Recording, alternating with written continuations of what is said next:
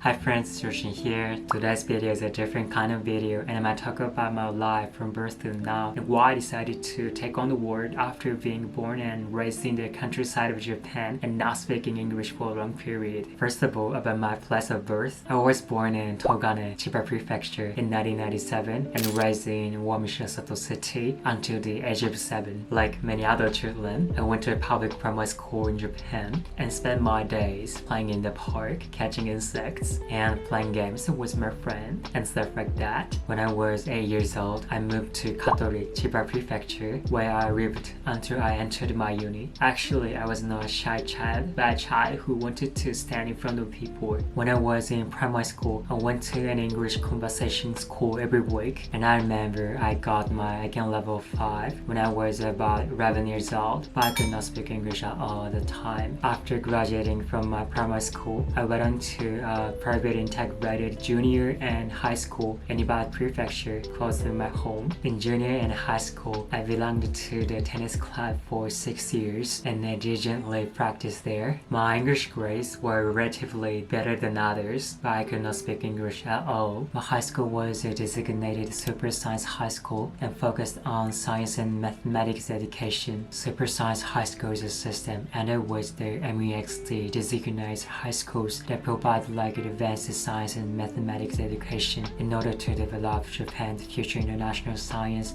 and technology related human resources. Because of the system, I went to Tasmania, Australia for a biology trip in my first year of my high school for just a week as a selected member. I remember being mesmerized for the first time by the Australians' magnificent nature. At the same time, it was my first experience with practical English and I started to take an interest in English for the first time. I went to Tasmania because I had never been abroad and just wanted to do something that was different from other people. When I saw the magnificent nature in Tasmania, I just thought I want to work in Australia in the future. And when I saw the reality that the number of living creatures was significantly decreasing due to climate change, like anthropogenic issues, I just felt a sense of a mission to be involved in environmental conservation in the near future. And I had somehow started to feel that I wanted to come back here to Australia again one day. When I was a freshman in my high school, I belonged to a biology laboratory because of SSH and did individual research on loaches. I actually had the special opportunity to present my research in English in front of overseas students from like China, Indonesia, and Thailand, but I felt very embarrassed because I could not speak English at all at the time. I totally didn't understand what they were saying in the question time, and I could not answer questions in English at all. I was very frustrated because I could not communicate well with the students abroad because I lacked the English skills. So I promised myself that one day I would be able to speak English fluently. Because of my failure there and because I wanted to be involved in environmental conservation projects globally in the future, I decided that I wanted to go to International Christian University, ICU, where I can study a variety of subjects, both arts and sciences. I thought that going into a science department would narrow the scope of my knowledge and thinking, so I just felt that ICU, which promotes a liberal arts education, was a right choice for me. In my freshman year at uni, I went to Melbourne, Australia to study English through ICU's language study abroad program. It was my second time in Australia after high school, so I remember I was really happy to feel the Australian atmosphere more deeply. I truly enjoyed the Australian atmosphere by watching musicals, going to bars with my friend, and going to beach and stuff like that. I also found the people of Australia warm and friendly, and I thought that one day I hope to have the opportunity to get to know these people again in depth. But my English speaking skill was poor at the time and I couldn't communicate what I wanted to say, so I decided to keep learning English. I studied abroad there for a month and a half, but this made me want to challenge myself to do more difficult things abroad and become a person I could never have imagined myself to be in the past. In my junior year, I went on an exchange to the College of Worcester in the United States as part of ICU's exchange program. There, I planned my graduation thesis with a local professor and took some classes like in animal behavior and conservation biology. My English skills have improved significantly since my language studies in Australia, but I just struggled to speak English well when I talk to my professor and my friends. But I got some idea of how to survive abroad as an international student. On the flight back to Japan from the USA, I decided I wanted the opportunity to challenge myself abroad for a long period of time, and and decided to go to a graduate school abroad instead of in Japan, as I wanted to go to a graduate school at the time. Also, as a vet in the ICU, there are many students from various backgrounds at the ICU, including Japanese whose mother tongue is not Japanese and who grew up abroad, which was culture shock for me as I was born and raised in Japan all my life. For example, topics related to gender and LGBTQ issues often came up in daily conversations with my friends. I never experienced anything like that in my junior and high school, so I felt that talking to people who grew up in a different environment from Japan has broadened my values on many things, and I wanted to talk to more people and get new perspectives. After graduating from ICU, I went straight to graduate school in Australia, the Uni of Queensland, and I've been studying environmental management to deepen my knowledge and improve my practical skills. I chose Australia as my study location because I had been here and I was impressed by the warmth of the people, and also because I saw it was most suitable country to study environmental studies because of its strong awareness of environmental protection. But I had been studying online in Japan because of the immigration restriction of COVID-19, you know. So there was no stimulation in my life and I was suffering from a lot of stress with nowhere to go. With the restrictions on COVID-19 lifted, I finally entered Australia in February 2022 and I'm studying hard for the remaining year to complete my master's degree in Australia. I still feel that I'm surrounded by excellent people when I come here and I learn a lot from them about how to approach academics. In my future career, I hope to find a full-time job in Australia in the biodiversity conservation field. Working in Australia is more challenging for me than working in Japan in terms of the language and the area of expertise, and I'm convinced that my life is going to be more interesting. I'm undertaking an internship with a local Brisbane company for just one semester from the end of this month to take part in a research project, and I want to use this experience to help me get a job in Australia. That's all. This is my life from birth to now and why I decided to take on the world. I grew up in the countryside of Japan and was not in an English-speaking environment, but I found myself at ICU studying at uni in the United States as an exchange student and then going on to graduate school in Australia. I'm just surprising myself. I realized that anything can happen in my life. That's it for today's video. If you like this video, please give me a thumbs up and don't forget to subscribe my channel, and please follow me on my Instagram and Twitter.